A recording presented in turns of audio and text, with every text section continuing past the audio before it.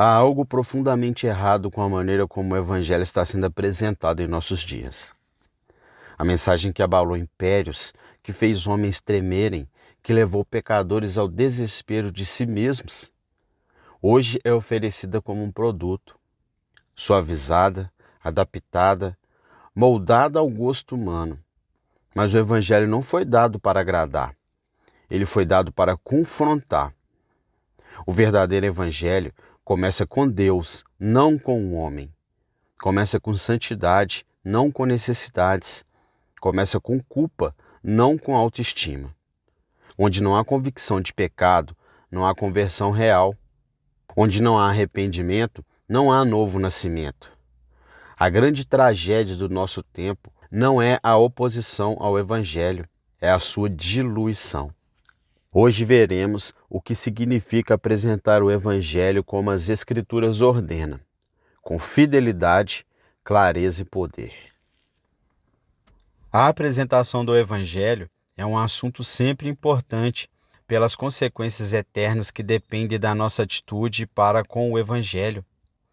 Para mim, não há necessidade de argumentar que é especialmente importante nos dias atuais por duas razões: a apostasia geral, o fracasso da parte das igrejas em não apresentarem o Evangelho de Jesus do modo como deveria ser apresentado, e a consequente impiedade e o consumado materialismo que crescentemente caracterizam a vida do povo. Também é um assunto de urgência e importância em face da natureza dos tempos pelos quais estamos passando. A vida é sempre incerta, mas é excepcionalmente incerta hoje. Que privilégio maravilhoso, Senhor Deus Todo-Poderoso, confiar a homens como nós esta obra de propagar e pregar o Evangelho. Ao mesmo tempo, é uma responsabilidade tremenda. Este assunto é tão amplo e importante que, obviamente, é impossível tratar dele adequadamente numa só preleção. Tudo o que posso fazer é selecionar o que considero como alguns dos mais importantes princípios relacionados com ele. Procurarei ser tão prático quanto puder. Agora, se me fosse pedido falar sobre este assunto em certos círculos, meu primeiro trabalho seria tentar definir a natureza do Evangelho, e eu iria adiante e perguntaria: o que é o Evangelho? Em muitos círculos, as pessoas se extraviaram, caíram em heresias, pregam um evangelho que, para nós, não é evangelho nenhum. Pode ser que alguns de vocês perguntem: será necessário gastar tanto tempo no estudo da apresentação do evangelho? Não seria uma coisa que podemos considerar ponto pacífico? Se o homem crê no evangelho, ele está incumbido de apresentá-lo do jeito certo. Se um homem é ortodoxo e crê nas coisas certas, a sua aplicação do que ele crê é algo que cuidará de si mesmo. Isso, para mim, é um erro muito grave. E quem quer que seja tentando a falar assim, não somente ignora sua própria fraqueza, porém, ainda mais, ignora o adversário das nossas almas, que está sempre tentando frustrar as obras de Deus. Tomo como prova dois exemplos. Há, por exemplo, homens que parecem evangélicos em sua crença e doutrina, são perfeitamente ortodoxos em sua fé, e todavia a obra que realizam é completamente infrutífera. Jamais conseguem quaisquer resultados, nunca ficam sabendo de algum convertido resultante do seu trabalho e de seu ministério. Eles são tão firmes quanto você, entretanto, o ministério deles não leva a nada. Por outro lado, e esta é a minha segunda prova, há aqueles que parecem conseguir resultados fenomenais do seu trabalho e dos seus esforços, empreendem uma campanha ou pregam um sermão, e como resultado, há numerosas decisões por Cristo, ou o que eles chamam de conversões. Contudo, muitos desses resultados não duram, não são permanentes, são apenas de natureza temporária ou passageira. Qual a explicação desses dois casos? Há uma lacuna entre o que o homem crê e o que ele apresenta em seu ensino ou pregação. O perigo quanto ao primeiro tipo é o de apenas falar acerca do Evangelho, exulta nele. Porém, em vez de pregar o Evangelho, ele o elogia, diz coisas maravilhosas sobre ele. O tempo todo fica simplesmente falando sobre o Evangelho em vez de apresentar o Evangelho. O resultado é que, embora o homem seja altamente ortodoxo e firme, o seu ministério não mostra resultado nenhum. O perigo quanto ao segundo homem é o de interessar-se tanto e preocupar-se tanto pela aplicação do Evangelho e pela obtenção de resultados, que deixa abrir-se uma brecha entre o que ele está apresentando, aquilo que ele crê, e a concreta obtenção dos resultados propriamente dito. Como eu disse, não basta você crer na verdade, você deve ter o cuidado de aplicar da maneira certa o que você crê. Há dois meios principais pelos quais podemos estudar este assunto da apresentação do Evangelho. O primeiro é estudar a Bíblia mesmo, com especial referência a Atos dos Apóstolos e as Epístolas do Novo Testamento. Isso deve ser posto em primeiro lugar. Se queremos saber como se faz este trabalho, devemos retornar ao nosso livro-texto, a Bíblia. Devemos retornar ao modelo primitivo, à norma, ao padrão. Em Atos e nas Epístolas, nos é dito, uma vez por todas, o que é a igreja cristã e como se deve realizar sua obra. Devemos sempre certificar-nos de que o nosso método está em harmonia com o ensino do Novo Testamento. O segundo método é suplementar. É fazer um estudo da história da igreja cristã subsequente aos tempos do Novo Testamento. Podemos concentrar-nos especialmente na história dos avivamentos e dos grandes despertamentos espirituais. E também podemos ler biografias dos homens que no passado foram grandemente honrados por Deus em sua apresentação do Evangelho. Mas devemos notar aqui um princípio da maior importância. Quando digo que é bom fazer um retrospecto e ler a história do passado e as biografias de grandes homens que Deus usou no passado, espero que esteja claro em nossas mentes que precisamos retornar para além dos últimos 100 anos. Vejo muitos bons evangélicos que parecem ser de opinião que não houve nenhum real labor evangelístico até por volta de 1870. Aos que parecem pensar que não se conheceu obra evangelística antes do surgimento de Moody. Conquanto, demos graças a Deus pela gloriosa obra realizada nos últimos 100 anos. Eu os conclamo a fazer um estudo completo da história pretérita da Igreja. Vão até o século XVIII. Vão até o tempo dos puritanos e para mais atrás ainda, a Reforma Protestante. Retrocedem mais ainda e estudem a história daqueles grupos de evangélicos que viveram no continente europeu na época em que o catolicismo romano detinha o poder supremo. Vão direto aos pais primitivos que defendiam ideias evangélicas. É uma história que pode ser rastreada ininterruptamente até a própria igreja primitiva. Esse estudo é de importância vital para que não venhamos a supor, em função de uma falsa visão da história, que a obra evangelística só pode ser feita de uma certa maneira e com a aplicação e o uso de certos métodos. Eu gostaria de recomendar a vocês um bom completo estudo daquele teólogo americano, Jonathan Edwards. Foi uma grande revelação para mim. Descobri que um homem que pregava como ele podia ser honrado por Deus como foi e ter tão grandes resultados para o seu ministério como teve. Ele era um grande erudito e filósofo que redigia cada palavra dos seus sermões. Tinha vista fraca e costumava ficar no púlpito com seu manuscrito numa das mãos e uma vela na outra. E conforme lia o seu sermão, homens não somente foram convertidos, mas alguns deles literalmente caíram no chão sob a convicção de pecado sob o poder do Espírito. Quando pensamos na obra evangelística em termos de evangelização popular dos 100 anos recém-passados, acho que poderíamos ser tentados a dizer que um homem que pregasse daquela maneira não teria a menor possibilidade de obter conversão. Todavia, ele foi um homem usado por Deus no grande despertamento ocorrido no século XVIII. Assim, eu os concito a se entregarem completamente ao estudo da história da Igreja e das coisas grandiosas que Deus fez em várias eras e períodos. Aí estão, pois, as duas linhas mestras que seguiríamos na abordagem deste assunto: o estudo da Bíblia e um estudo da Igreja cristã. Os principais fundamentais. O objetivo supremo desta obra é glorificar a Deus.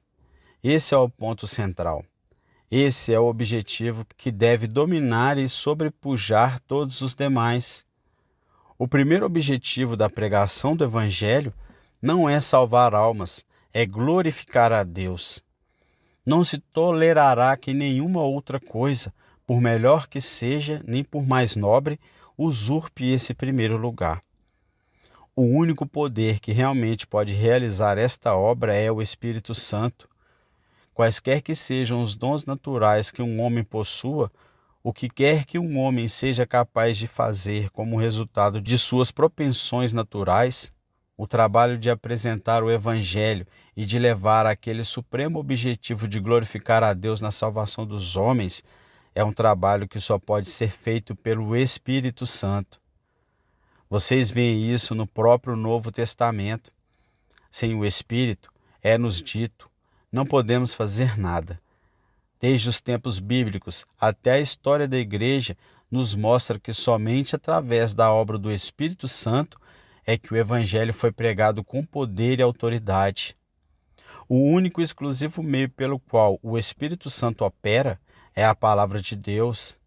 Isso é algo que se pode provar facilmente. Vejam o sermão que foi pregado por Pedro no dia de Pentecostes. O que ele fez realmente foi expor as Escrituras.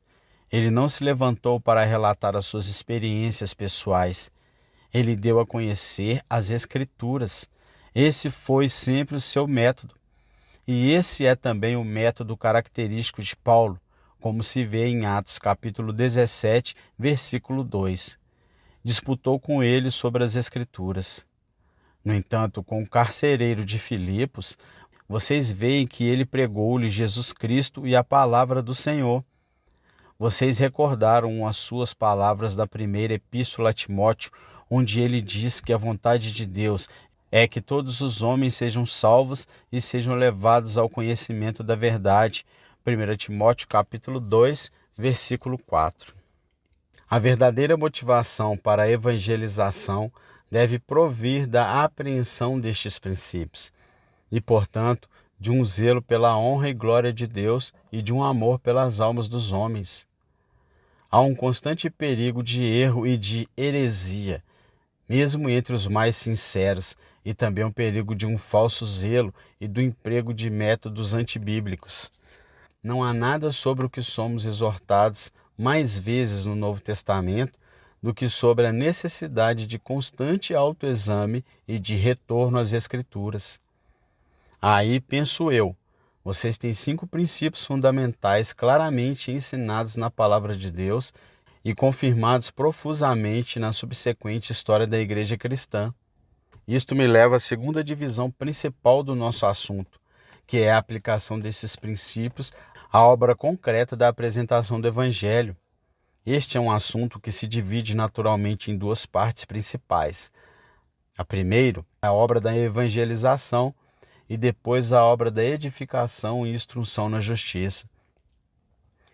A evangelização e os seus perigos. O primeiro é de exaltar a decisão como tal, e este é um perigo especialmente quando vocês estão trabalhando com os jovens.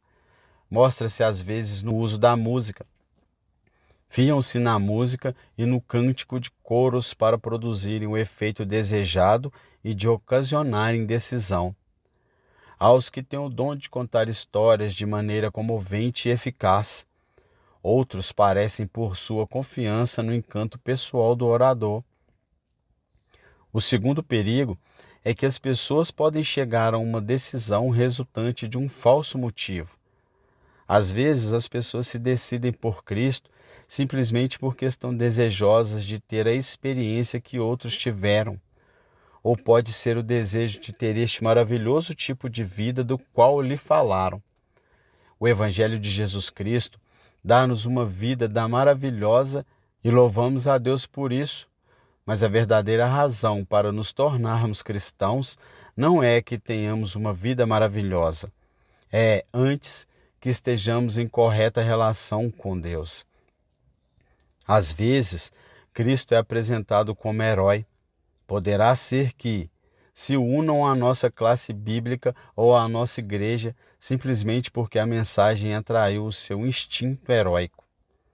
E a seguir, o último perigo que desejo acentuar sobre o presente título é a terrível falácia de apresentar o Evangelho em termos de Cristo precisa de você e de dar a impressão de que, se o rapaz não se decide por Cristo, é um mau sujeito. Devemos apresentar a verdade. Esta terá que ser uma exposição positiva do ensino da palavra de Deus. Primeiro e acima de tudo, devemos mostrar aos homens a condição em que se acham por natureza à vista de Deus. Devemos levá-los a ver que, independentemente do que façamos e do que tenhamos feito, todos nós nascemos com filhos da ira. Nascemos no estado de condenação, culpados aos olhos de Deus. Fomos concebidos em pecado e fomos formados em iniquidade. Isso vem em primeiro lugar. Feito isso, devemos prosseguir e demonstrar a enormidade do pecado. Não significa apenas que devemos mostrar a iniquidade de certos pecados. Não há nada que seja tão vital como a distinção entre pecado e pecados. Depois, devemos conclamar os nossos ouvintes a confessarem e a reconhecerem os seus pecados diante de Deus e dos homens. E então, devemos ir adiante e apresentar a gloriosa e estupenda oferta de salvação gratuita que se acha unicamente em Jesus Cristo e este crucificado. A única decisão, que é do mais diminuto valor, é a que se baseia na compreensão dessa verdade. Podemos fazer os homens se decidirem como resultado do encanto da nossa personalidade, mas o nosso dever não conseguir seguidores pessoais. O nosso dever não é simplesmente aumentar o tamanho das nossas classes de estudo da Bíblia ou das organizações e igrejas. O nosso dever é reconciliar almas com Deus. Repito que não há nenhum valor numa decisão que não esteja baseada na aceitação da verdade. A edificação. Minha segunda subdivisão relacionada com a apresentação do Evangelho é a obra da edificação. Este é um grande tema, e tudo o que eu posso fazer é simplesmente lançar certos princípios. Em nenhuma outra parte o perigo de um falso método é mais real do que esta particular questão de edificação, com o que me refiro ao ensino concernente à santificação e à santidade. Não se pode ler o Novo Testamento sem perceber logo que a igreja primitiva reagia contra problemas, perigos e heresias incipientes que a assediavam. Havia os que diziam, por exemplo, continuemos no pecado para que a graça seja mais abundante. Havia os que diziam que, contanto que você fosse cristão, não importava o que você tinha feito, que, contanto que você estivesse certo em suas crenças, o seu corpo não importava e você podia pecar o quanto quisesse. Isto é conhecido como antinomianismo. Havia os que se diziam sem pecados. Havia os que partiam em busca de conhecimento, que alegavam ter uma experiência esotérica especial que os outros, cristãos inferiores, ignoravam. Se posso fazer um sumário de todos esses perigos, é o perigo de isolar um texto ou uma ideia e construir um sistema em torno dele, em vez de comparar a Escritura com a Escritura. Isso é procurar atalho no mundo espiritual. as pessoas tentam chegar à santificação com um só movimento e assim se privam do processo descrito no Novo Testamento. A maneira de evitar esse perigo é estudar o Novo Testamento, especialmente as epístolas. Devemos ter o cuidado de não tomar um incidente dos evangelhos e tecer uma teoria em torno dele. Devemos compreender que o nosso padrão nesta questão particular, santidade, santificação, acha-se nas epístolas. Permita-me resumir tudo o que eu venho tentando dizer da maneira seguinte. Se vocês quiserem ser competentes ministros do Evangelho, se quiserem apresentar a verdade de modo certo e verdadeiro, terão que ser estudantes assíduos da Palavra de Deus. Terão de tê-la, terão de lê-la sem cessar. Terão que ler todos os bons livros que os ajudem a entendê-la e os melhores comentários da Bíblia que puderem encontrar. Terão que ler o que denomino teologia bíblica, a explicação das grandes doutrinas do Novo Testamento, para que venham a entendê-las cada vez mais claramente e daí sejam capazes de apresentá-las com clareza cada vez maior aos que vêm ouvi-los. A obra do ministério não consiste meramente em oferecer a nossa experiência pessoal ou em falar das nossas vidas ou das vidas de outros, mas sim em apresentar a verdade de Deus de maneira tão simples e clara quanto possível. E o jeito de fazer isso é estudar a palavra e toda e qualquer coisa que nos ajude nessa tarefa suprema. Talvez vocês me perguntem, quem é suficiente para estas coisas? Temos outras coisas que fazer, somos homens ocupados. Como poderemos fazer o que você nos pede que façamos? Minha resposta é que nenhum de nós é suficiente para estas coisas. Todavia, Deus pode capacitar-nos para fazê-las, se de fato estamos desejosos de servi-lo. Não me impressiona muito esses grandes argumentos de que vocês são homens ocupados, de que vocês têm que fazer muitas coisas no mundo e, por isso, não têm tempo de ler estes livros sobre a Bíblia e de estudar teologia. E por esta boa razão, alguns dos melhores teólogos que conheci, alguns dos mais santos, alguns dos homens mais cultos, tiveram que trabalhar mais duro que qualquer de vocês e, ao mesmo tempo, foram-lhes negadas as vantagens que vocês gozam. Querer é poder. Se eu e vocês estivermos preocupados com as almas perdidas, jamais deveremos alegar que não temos tempo para preparar para este grande mistério. Temos que fabricar tempo. Temos que aparelhar-nos para a tarefa, consciente da séria e terrível responsabilidade da obra. Temos que estudar, trabalhar, suar e orar para podermos conhecer a verdade cada vez mais e cada vez mais perfeitamente. Temos que pôr em prática em nossas vidas as palavras que se acham em 1 Timóteo, capítulo 4, do versículo 12 ao 16. Conceda-nos, Deus, a graça e o poder para fazê-lo, para a honra e a glória do seu santo nome.